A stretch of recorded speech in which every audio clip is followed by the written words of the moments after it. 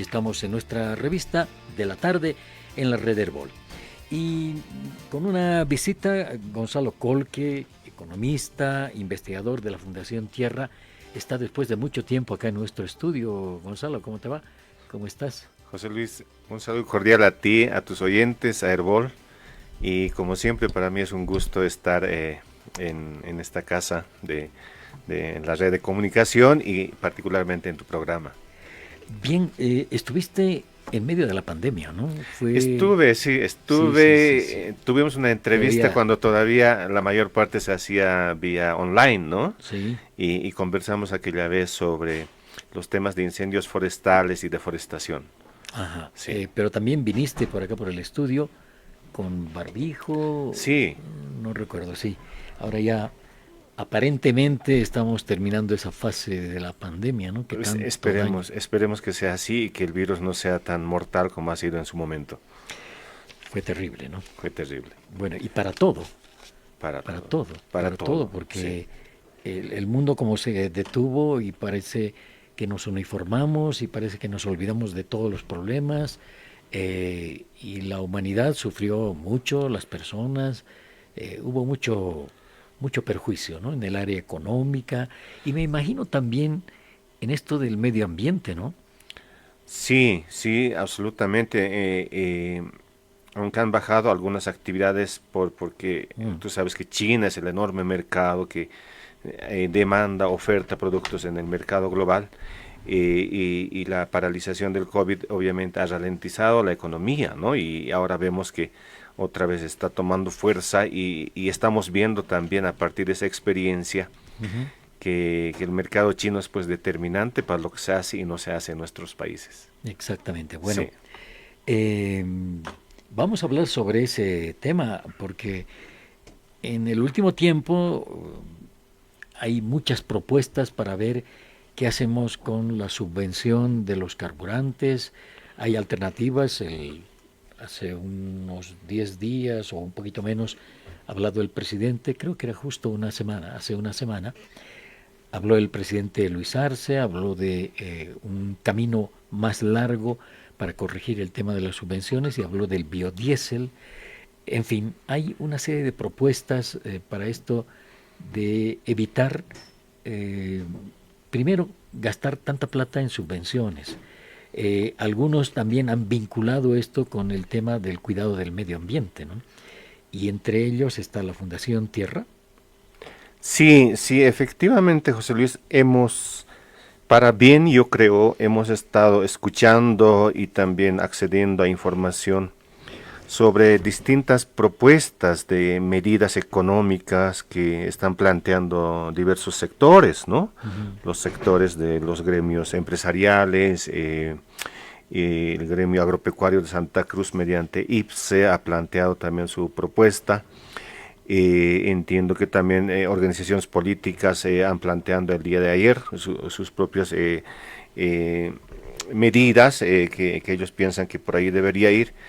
El gobierno también ha anunciado, si bien no nuevas medidas, pero ha tomado también medidas económicas en este contexto, ¿no? Por Mm. ejemplo, no hay una medida de corralito financiero, pero todos sabemos que en los bancos no se mueve tanto dinero como se movía antes, Mm. ¿no? En muchos hay limitación de montos máximos por día a retirar.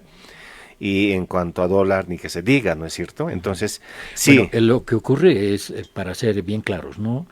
Ocurre eso con el dólar, no con los bolivianos, ¿no? Yo he visto que en los bolivianos todavía se puede mover, por ejemplo en los Sí, cajeros, pero ya hay un límite en algunos que he visto máximo para el retiro diario de fondos también en sí, sí, bolivianos. pero siempre hubo eso, Gonzalo, siempre hubo eso porque Pero ha bajado, quiero decir. para evitar el tema de la delincuencia, ¿no? Te roban la tarjeta, vas a un cajero donde hay 10.000 dólares y te sacas los 10.000 Pero el dólares. límite era de 4.500 bolivianos, por ejemplo. Sí, En un banco que esta mañana que he visto, y ahora están limitando a 2.000 bolivianos de diario. Sí, en determinado banco, eso. sí. Y entiendo también que en Pero algunos además, otros bancos. no, en esto hay que ser muy claro, Gonzalo, porque cuando tú vas a un banco y abres una cuenta, te preguntan hasta qué límite puedes retirar dinero y tú le das una cifra. Sí. Y entonces, claro, depende de cada uno, ¿no? Pero quiero ser, claro, quiero ser exacto en esto porque tú sabes que una de estas cosas se difunde y corre como reguero de pólvora, No, ¿no? pero sí hay límite, José Luis. Sí Mira, hay límite, claro. aparte, Uno mismo le aparte pone de el lo que límite. uno mismo ha puesto, ahora hay un límite que ha bajado, ¿no? Y tiene una explicación financiera, ¿no? Ujú. Es decir, hay un tema de dificultades por el tema de liquidez que todos conocemos, ¿no? ASFI no ha informado, yo creo, suficientemente los problemas que está pasando con un banco en particular, ¿no? Obviamente no es un Bueno, el tema Banco Fácil, ¿no? generalizado, con el Banco Fácil en Santa Cruz sobre todo. En Santa Cruz, Banco Fácil solamente permite retirar ahora 300 bolivianos por día. No, ahora nada. Ahora, Ahora desde hoy nada. día Ahora sí, está suspendida el sí, retiro. Estoy hablando del Banco Fácil. En sí, esto hay que ser muy sí, preciso, sí. ¿no? El Banco Ni Fácil tiene eso. tarjetas ni nada. Las tarjetas no se pueden utilizar. Hay Pe- un problema. Pero entiendo que las operaciones presenciales todavía se puede con ese Exacto. límite. Sí. Sí. Bueno, Bien. ese es un tema, es una señal, digamos, económica, Pasemos. ¿no? Sí, y hay Sí, muchas señales, ¿no? Eh, bueno, la Fundación Tierra, esto parece una polémica, ¿no? La Fundación Tierra tiene propuestas, ¿no? Y hay una que dice medidas a corto plazo. Dice recortar el gasto corriente del sector público. El gasto corriente del sector público se puede recortar de varias maneras, ¿no? absolutamente. Una de ellas es echando a la calle a los llamados antiguamente supernumerarios, al Sí. exceso de gente que esté en la administración pública, ¿no? Ahora le llaman Propones también eventuales, ¿no? Gente que no tiene eventuales, contrato, sí, pero que trabaja cada 3 meses y renuevan. sí. Sí, hay gente que está en puestos que son importantes e inevitables en la administración pública, pero también sabemos, o por lo menos sabíamos hace tiempo, que habían puestos ficticios, ¿no? Para militantes del partido político en funciones de gobierno. Entonces, ese tipo de gastos son, pues, en este momento superfluos, ¿no? Ujú. ¿Y qué proponen? Te digo, echar a los empleados públicos excedentes, digamos, de los ministerios, o cuál es la propuesta. No, la propuesta no es tan simple, ¿no? Si fuera fácil, así ojalá pues la economía boliviana se arreglara. Nosotros creemos que estamos yendo a una crisis de mediano y largo plazo a partir de ahora. Esta crisis ya se venir desde hace 2 años, ¿no? Incluso desde antes de la pandemia, cuando hemos tenido un crecimiento económico de 2.2%, ¿no? Si la más baja en los últimos 15 años, y hemos estado sosteniendo con endeudamiento interno mediante el Banco Central, incluso mediante el uso de los bonos, mediante el fondo de pensiones, las AFPs, ¿no es cierto? Todo eso se llama endeudamiento interno, si se presta el gobierno nacional en el país, ¿no es cierto? Y después el endeudamiento externo ha ido creciendo en relación a PIB, por ejemplo, ¿no?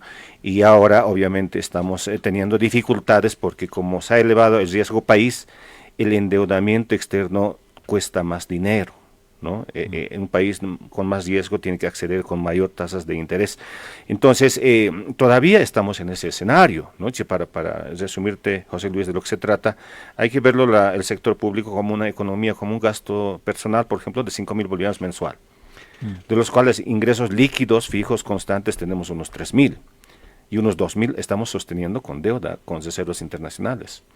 Y esto no vamos a poder sostener eternamente, ¿no es cierto? Entonces creo que hay dificultades económicas de tipo estructural que es lo que hay que tener, digamos, a la vista para proponer propuestas que puedan, pues, subsanar ese tipo de medidas y que no sean, pues, de medidas de emergencia para subsanar lo que vaya a pasar este año. Ahora, bueno, tenemos una pausa en este momento, mejor vamos a la pausa para seguir conversando. Seguimos conversando con Gonzalo Colque, investigador de la Fundación Tierra, y estamos hablando de las medidas a corto plazo. ¿Qué quiere decir el corto plazo? Que se deberían tomar estas medidas en tiempo, Gonzalo. Sí, no es una determinación en el tiempo, pero en lo práctico quiere decir, por ejemplo, revisar el presupuesto general de la Nación del año 2023 que está en curso, ¿no? Si el presupuesto se planifica anualmente y se ejecuta hasta fin de año, después se vuelve a planificar. Entonces, el corto plazo en esos términos sería el año 2023 y hasta cierta parte el año 2024. Bueno, en esto, ¿qué medidas la Fundación Tierra, ¿qué sugiere? ¿Qué medida sugiere? Bueno, en el corto plazo estamos sugiriendo tres temas que nos parecen sumamente importantes. Uno tú ya has mencionado, recortar el gasto corriente del sector público. Y esto siempre se puede hacer en tiempos de dificultades, ¿no? Porque el recorte te va a llevar a reducir el déficit fiscal. El déficit fiscal programado para este año por el gobierno nacional es de 7.9%. ¿Está bajando un poquito? Sí, pero haciendo esos esfuerzos probablemente podría llegar a un 5% y eso sería mucho más sostenible, ¿no? Ahora, ¿dónde recortar? Pues hay que hacer ingeniería en el presupuesto general de la nación, en el Tesoro General, ¿no? Si los gastos generales, por ejemplo, los gastos que podrían recortarse en un porcentaje de 5 o 10%, hay gastos fijos que no se pueden recortar, ¿no es cierto? Pero, por ejemplo, en años de bonanza han habido nuevos puestos laborales para militantes políticos que no cumplían roles en la administración pública, ¿no? Y eso sabemos muchos, si estaban de funcionarios pero cumplían roles político-electorales, y ese tipo de cargos en este momento es difícil de sostener, ¿no es cierto? Entonces eso es gastos corrientes. La segunda medida que estamos proponiendo ahí es crear un régimen impositivo específico para los grandes consumidores de diésel. Tú me dirás, José Luis, ¿qué es eso, no? Ahí está un problema gigante, ¿no? ¿Qué significa esto? Mira, la manera más directa, digamos, de sobrellevar las subvenciones sería elevar los precios de los combustibles, ¿no es cierto?, de diésel y gasolina. Pero tiene un efecto multiplicador enorme cuyas consecuencias ni siquiera nos imaginamos en este momento, ¿no? Sí. Así fuera 10 centavos, 20 centavos. Entonces, nosotros creemos que hay que optar por un mecanismo alternativo que nos lleve al mismo objetivo de recuperar una parte de las subvenciones, especialmente del diésel. Y ese mecanismo alternativo que proponemos es el canon diésel. ¿Qué es el canon diésel? Es básicamente recuperar de las manos de los grandes beneficiarios de diésel barato, mediante una tributación específica, una parte de las subvenciones, ¿no? De modo que primero se identifique cuáles son estos sectores económicos que se benefician más allá de lo que le permite la economía nacional, y a partir de un tributo específico vayan devolviendo una parte de las subvenciones. Y de esa manera en el corto plazo no podamos tener una inflación a partir de un aumento de los precios de los combustibles. Entonces creo que es importante, y además sabemos que hay sectores económicos que con el diésel barato están lucrando más allá de 50 y de 100% de utilidad anual, ¿no? Y no están teniendo tributaciones acorde al nivel de utilidad que han logrado en estos años y que todavía siguen haciéndolo. El litro de diésel aquí en Bolivia está en 3 bolivianos con 3.72 creo. 72 sí. Bolivianos, ¿no? Tendría que, el precio real es mucho más, el doble. Por lo menos. El precio en el mercado internacional son como 10 bolivianos el litro, ¿no? Y nosotros más los costos de importación y de transporte, digamos que está en 10 bolivianos el litro. Entonces estamos subvencionando como 6 bolivianos por cada litro de diésel. A los solleros, por ejemplo. A los solleros, a los transportistas, a los mineros, a los que usan las dragas en la Amazonía para sacar el oro, etcétera, para todos los que usan diésel. Por litro, unos 6 bolivianos de dinero público subvencionado. Esta medida de canon diésel, ¿qué significa?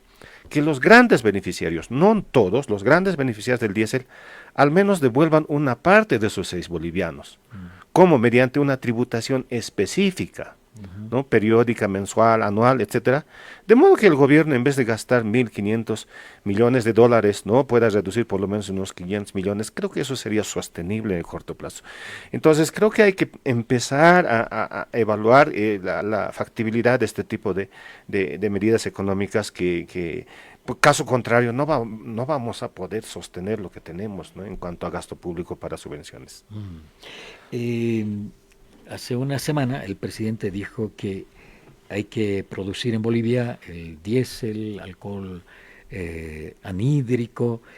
Vamos a escuchar, es el audio 10, Sergio. Vamos a escuchar porque el presidente dice que este es el camino más largo, pero es correcto. Escuchemos. Produciendo con producción agropecuaria, con propia, nuestra. Queda claro que las arcas del Estado van a estar mucho más tranquilas y vamos a ir reduciendo paulatinamente esta subvención, ¿no? Han habido intentos ¿no? En el pasado de levantar la subvención, pero hemos tenido una combustión social también que recordamos perfectamente. Nosotros no queremos entrar en esa lógica. ¿Se va a mantener la subvención? Mantenemos porque nosotros vamos a aumentar la producción y vamos a producir el diésel y vamos a producir también el alcohol anhidro para poder combinarlo con la gasolina, etcétera, y sustituir nuevamente importaciones en los porcentajes técnicamente necesarios para que el país pueda tener, ¿no es cierto?, esa holgura y por lo tanto empezar a respirar tranquilos de que la subvención no va a ser la que nos va a acuciar, nos va a ahogar, sino hay que encontrarle soluciones imaginativamente y nosotros la encontramos esta, que es la más larga, pero la más correcta. Ahí está. ¿Coincides en algo? ¿No coincides? Es la más larga, pero la correcta. No coincide en nada. Y creo que hay suficientes argumentos técnicos para decir esto.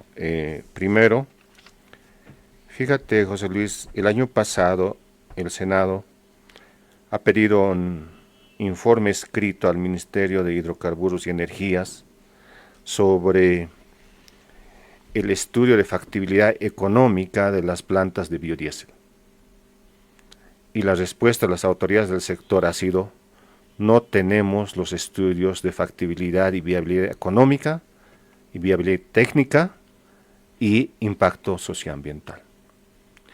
Sin embargo, estos proyectos ya están implementándose, las plantas se están construyendo en Santa Cruz, en el Alto, hay un financiamiento por ley aprobado y inscrito en el Tesoro General de la Nación de 387 millones de dólares, ¿no? Y la primera pregunta es: ¿cómo es que se puede poner en marcha un proyecto donde no hay un estudio final de cuál es el costo-beneficio, ¿no? ¿Y eso por qué es importante? ¿No? ¿Por qué es importante este tema? Porque primero, cualquier persona que vaya a un banco a prestarse crédito productivo, lo primero que el banco le va a pedir para ver si es factible o no es que el emprendimiento, el proyecto productivo tenga pues un estudio de mercado, un estudio de costo-beneficio y cuántas van a ser las utilidades proyectadas en 5 o 10 años para devolver la plata, ¿no es cierto? Entonces es un elemento básico que debería estar antes de la aprobación de los fondos para este proyecto. Segundo, los proyectos de biodiesel no son sostenibles a nivel global. No es una solución técnicamente recomendada a nivel global porque no es competitivo con el combustible fósil, ¿no? Depende, por ejemplo, en el caso de biodiesel producido a partir del aceite de soya, lo primero que tenemos que preguntarnos es: ¿a cuánto se está vendiendo el aceite crudo de soya en el mercado internacional en este momento? La tonelada está en $1.500 en el mercado internacional. Los nacionales están exportando aceite crudo, la tonelada, a $1.100 al mercado internacional, ¿no?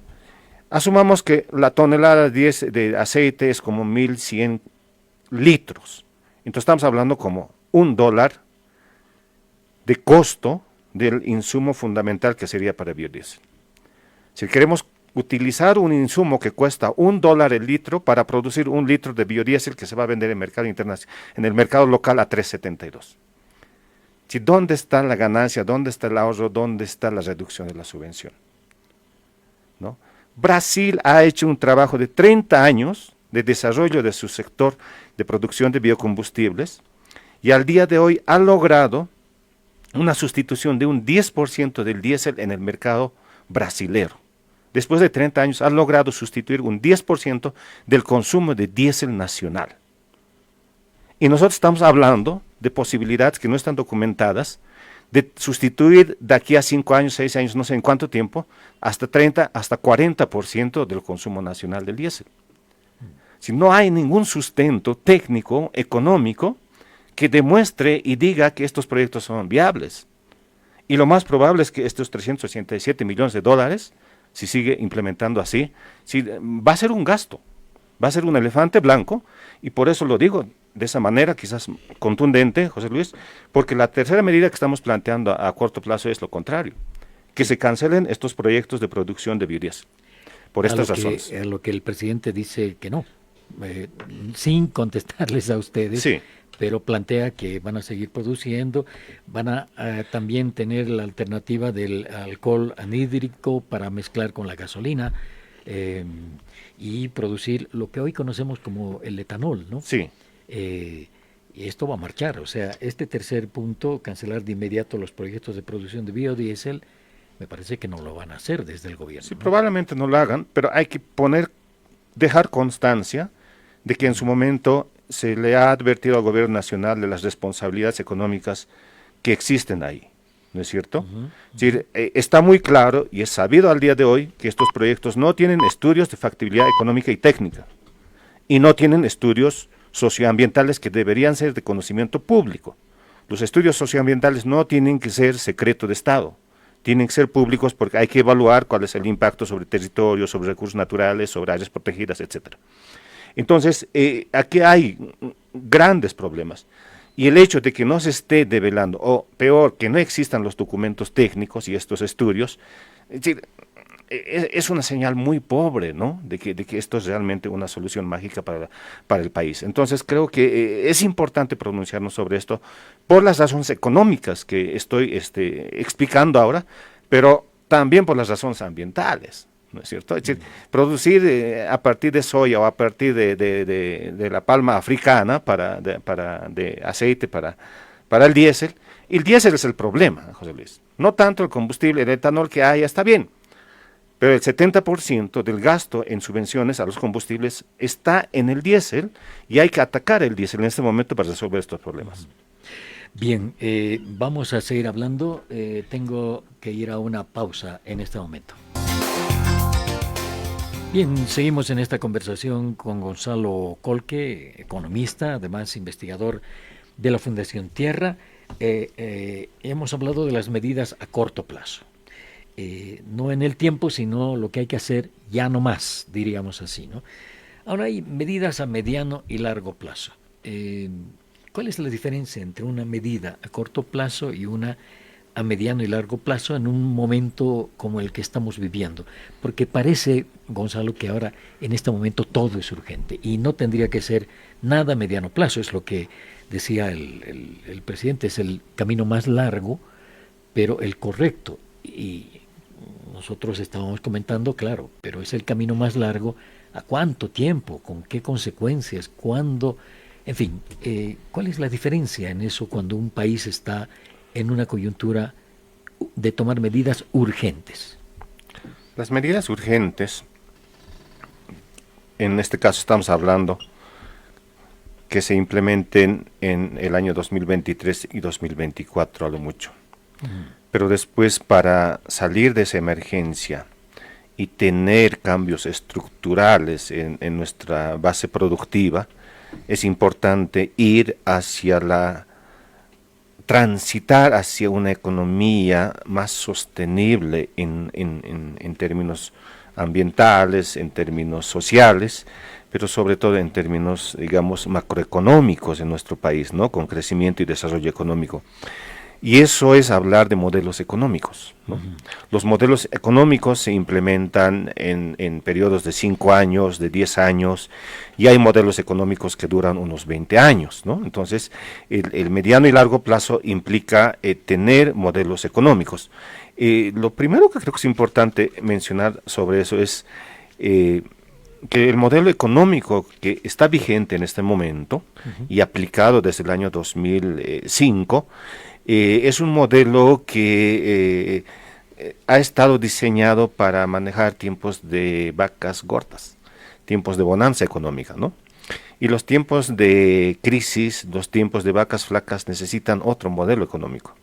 Entonces, una medida obvia y una recomendación es obviamente tener un modelo económico por lo menos ajustado a una realidad que creo que José Luis tranquilamente va a marcar los hechos económicos de nuestro país los próximos 5 y 10 años.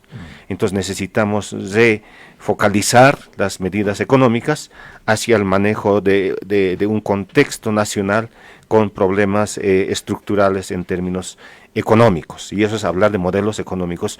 Ojalá los debates, las organizaciones, las sociales, las organizaciones políticas presten mayor atención a estos temas, ¿no es cierto? Porque sin que la economía esté saludable, los demás problemas pueden multiplicarse. Bien, Gonzalo, el actual presidente Luis Arce, me decías, ha sido tu profesor en la universidad. Sí, él es docente todavía hasta ahora, ¿no Sí, es cierto? sí. Yo estudié economía en esa época y entiendo que muchos de los funcionarios públicos del Ministerio de Finanzas son pues de más o menos de esa generación, ¿no? Claro. En esas clases de economía, ¿en algún momento habló de una economía de base ancha? En la universidad probablemente no en sus materias que son de políticas económicas, monetarias, ¿no? Macroeconomía, pero en otras materias definitivamente es un tema que se aborda en las universidades cuando se estudia economía.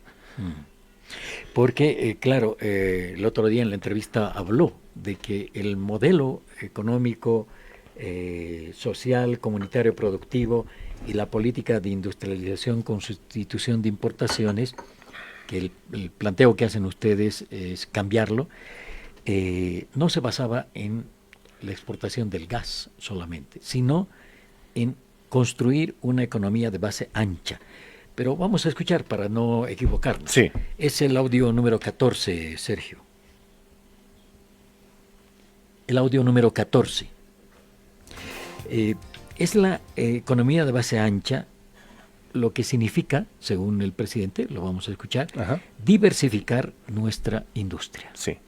A ver, ahora sí. Aumentar, a construir una base económica diversificada, de base ancha, como algunos la señalan, de tal manera que no dependamos de un producto como el gas, por ejemplo, sino de tener industrias que nos generen producción, que podamos exportar, que tengamos sustitución de importaciones, que tengamos nuestra industria del litio exportando, que tengamos nuestra producción de hierro y acero desde el Mutún, que también es un proyecto que ya lo estamos acabando, que tengamos en el país una producción de fármacos, que estemos industrializando la hoja de coca, que logremos nuestros propios fármacos, que dejemos de depender de la importación. En fin, todo eso estamos haciendo en la construcción de una base ancha de la economía nacional, que eso es lo que interesa en definitiva. Bueno, ahí está. Es como, la coincidencia es increíble, ¿no? Es como si te estuvieran dando una respuesta a esto del modelo y a esto de la política de sustitución de importaciones. Sí, tú lo has dicho bien, José Luis, base ancha significa diversificación. Y la diversificación es una recomendación siempre deseable en términos económicos. Lo que pasa es que el presidente está explicando en términos de lo que se debería hacer en adelante, no de lo que se ha hecho, ¿no? Es decir, hasta ahora no hemos hecho la diversificación. En vez de diversificarse las exportaciones de Bolivia, se han contraído, ¿no? Y hemos ido hacia la monoeconomía, hacia la dependencia excesiva de los ingresos del gas, ¿no? ¿Por qué? Porque por detrás de esto que tiene el nombre de modelo económico social comunitario, el modelo fáctico y real se llama en Bolivia modelo primario exportador. Nosotros, del total que exportamos, el 87% de las exportaciones proviene de 3 grandes sectores extractivos: hidrocarburos, agricultura mecanizada y minería, ¿no? Las exportaciones diversificadas de manufacturas, incluso de turismo, representan menos del 13% en el mercado internacional. Si lo deseable sería que tengamos un catálogo mucho más amplio de productos que vendamos en el mercado internacional y generemos ingresos con valor agregado, ¿no? Que no dependan de las economías extractivas. Entonces, nuestro modelo primario exportador no nos permite, cuando hay bonanza sí genera recursos, pero esto no es sostenible en el tiempo porque las bonanzas tienen su final del ciclo a unos 10, 15 años, y eso es lo que estamos viviendo hoy en día, ¿no? Si realmente hubiéramos diversificado en estos 15 años la economía del comercio exterior, por ejemplo, no debería habernos afectado la reducción de las ventas del gas que hemos tenido desde hace 4 o 5 años. ¿No? Deberíamos estar con la misma capacidad de generar ingresos y sin endeudarnos en este momento, y eso no es lo que ha ocurrido, ¿no? Y el problema no es tanto del modelo, José Luis, ¿no?, que se ha aplicado, sino el problema es de tipo estructural, y pongo un ejemplo acá. El 2005, o antes del 2005, había un interesante desarrollo del sector manufacturero, por ejemplo, en Cochabamba o en el Alto, de pequeños artesanos, de pequeños talleres, ¿no?, de talleres de costura que estaban exportando al mercado internacional, ¿no?, manufacturas. Y había pues la ATPDA, que era un mercado preferencial, ¿no es cierto? Con Estados Unidos, ¿no? Exactamente. Y este mercado se ha cerrado con la llegada al Evo, porque una condición que exigía el norte era resultados en la lucha contra el narcotráfico, ¿no? Y el gobierno ha decidido no comprometerse con dar resultados de lucha contra el narcotráfico y cerrar este mercado. Y se lo ha sustituido con el mercado de Venezuela. Creo que Venezuela hasta ahora debe a estos pequeños productores por las exportaciones que han hecho y no ha dado frutos, ¿no?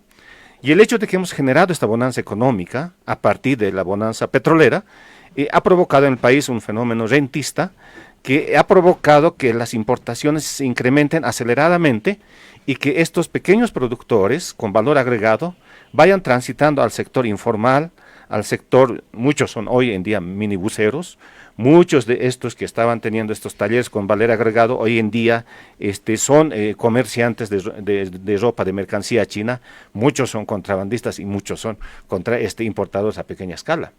Y ese fenómeno no es tan atribuible solamente a un gobierno, a una persona, sino es un problema estructural, lamentablemente, de nuestro modelo económico. Si el modelo primario exportador tiene estas consecuencias, cuando trae bonanza uno no se preocupa por cobrar las deudas, por mejorar sus habilidades, ¿no? Y uno puede dormirse en sus capacidades porque cree que permanentemente va a tener estos ingresos extraordinarios. Pero cuando se agota esa fuente, ¿no?, uno se encuentra con que está un poco atrofiado en sus capacidades productivas, está minimizado y obviamente no es fácil reaccionar, ¿no?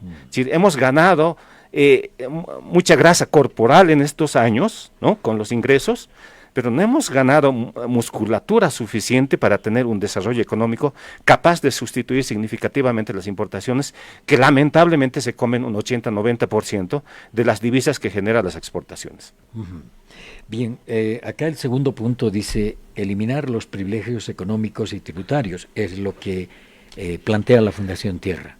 ¿En qué consiste? No, definitivamente este es un tema en que creo que hay que abrir un debate franco y que lamentablemente yo no he escuchado en las demás propuestas que se han planteado sobre las medidas económicas que debería tomarse, por un hecho fundamental. Hay dos sectores que obtienen utilidades extraordinarias en este momento y no contribuyen al Estado en tributación en la misma medida, ¿no?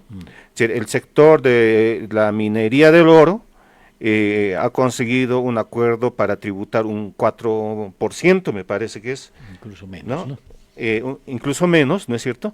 Lo cual, mira, este sector el año pasado ha exportado por un valor de 3.000 millones de dólares, ¿no? Y la tributación es menos de 70 millones de dólares.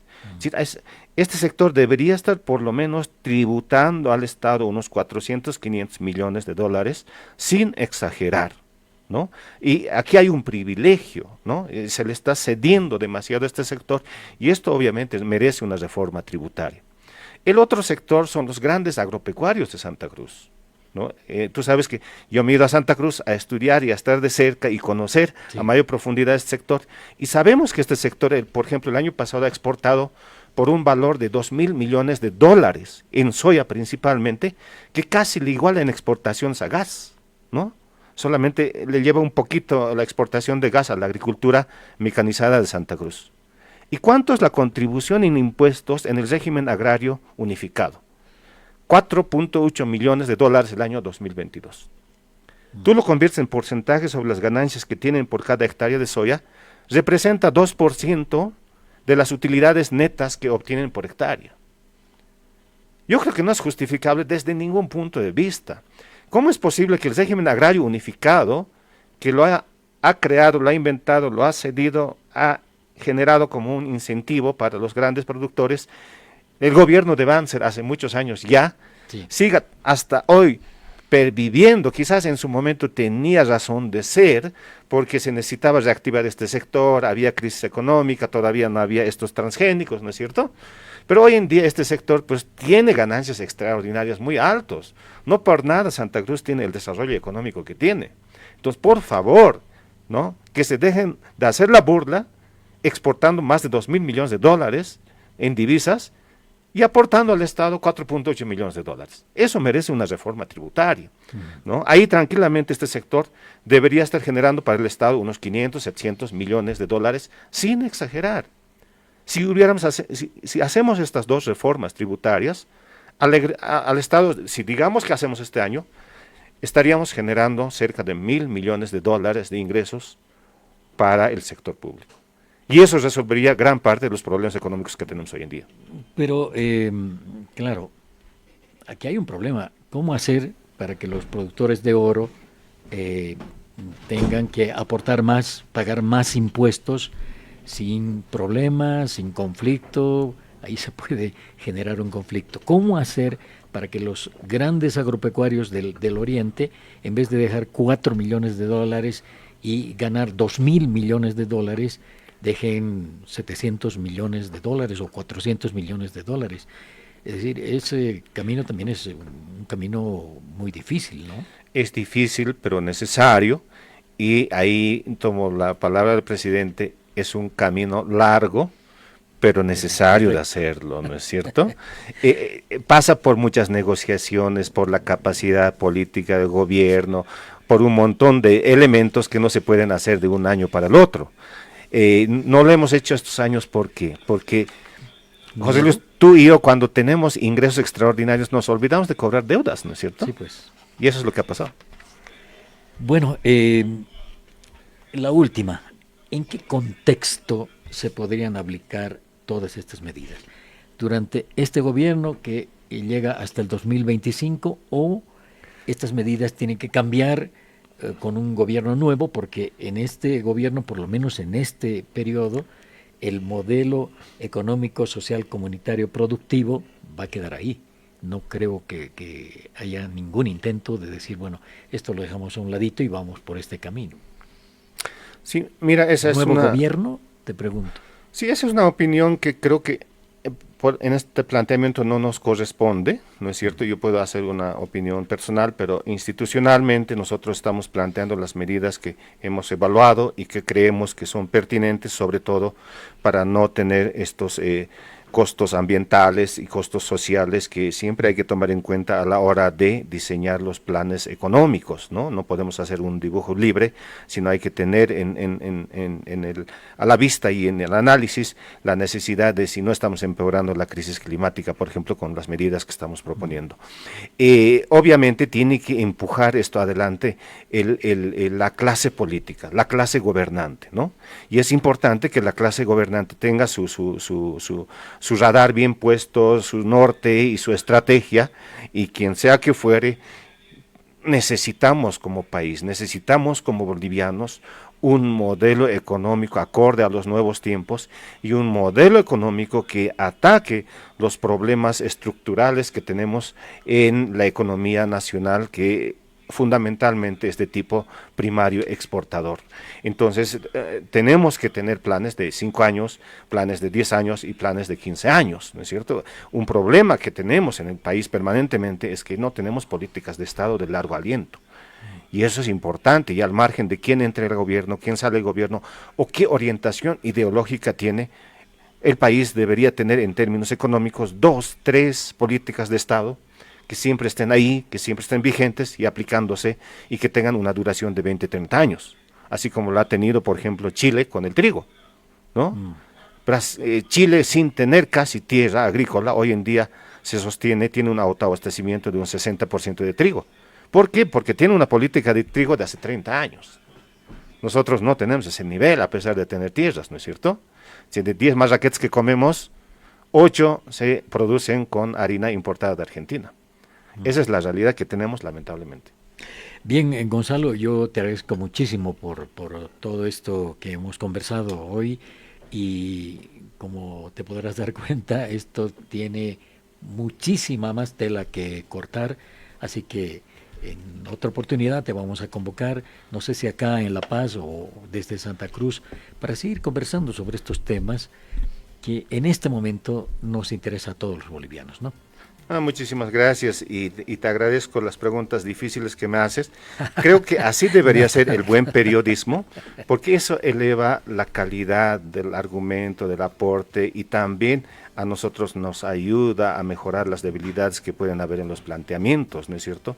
Lamentablemente ese ejercicio creo que se ha descuidado y a mí en lo particular me gusta mucho que ese sea el escenario de una conversación, porque tenemos que afinar las políticas, los planteamientos que tengamos, tenemos que mejorar entre todos y ojalá podamos tener un debate público y abierto sobre estos temas y a futuro tengamos algo mucho más consensuado entre todos los bolivianos.